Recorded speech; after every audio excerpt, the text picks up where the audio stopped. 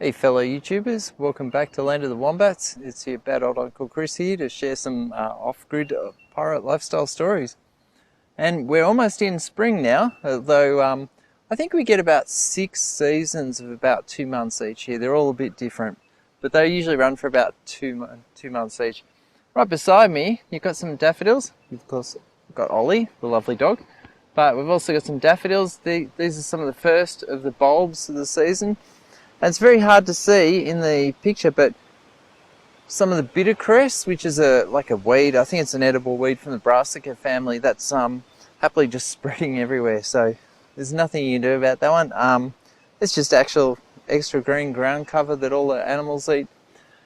And up beside me are some citrus, and this one is a pomelo. Now we grow quite a lot of varieties of citrus here because although we get snow occasionally, it's probably only 1, maybe 2 days a year at most. Some years you get no snow, and these thrive.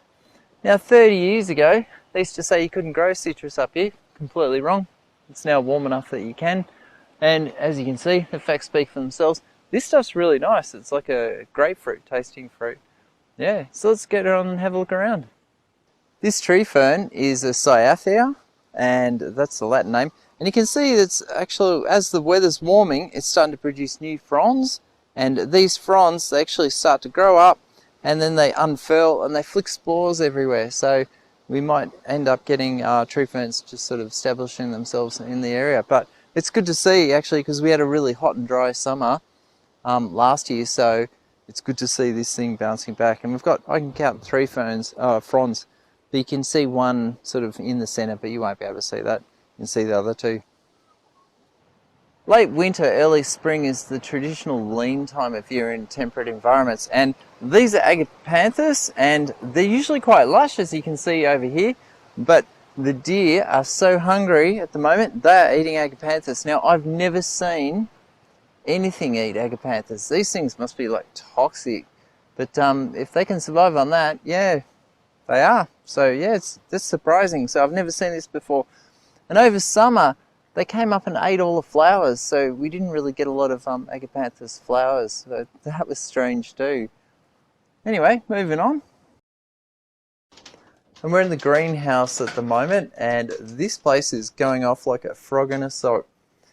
We've got radishes, beetroot, kale. Over there we've got silver beet. And what's amazing actually this year has been mild enough that some tomato seedlings that kicked off late in the autumn have actually overwintered. Now that's weird, never happened before. I don't know what it means, and we'll see how they go in as the weather warms up. We've also got chili, and chili is a perennial, produces for about 6 years if the frosts don't get it. And you can see it's a bit cold damaged, but it's actually surviving, and those plants will bounce back over summer once it warms up. So yeah, super good.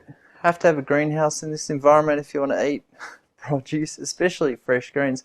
The radish leaves are actually really, really good because we're able to use them to make a very tasty pesto, and I recommend it highly if you're thinking about trying that sort of stuff. Plus you got fresh salad greens throughout the winter, which is something to be really respected. Anyway, this will only go from strength to strength now that it's warming up. You can see there's a bit of sun now. And yeah, it's really, really good. And it's nice to see the growing season starting to kick off. Anyway, thanks very much for watching, and I'll see you all next week. Bye.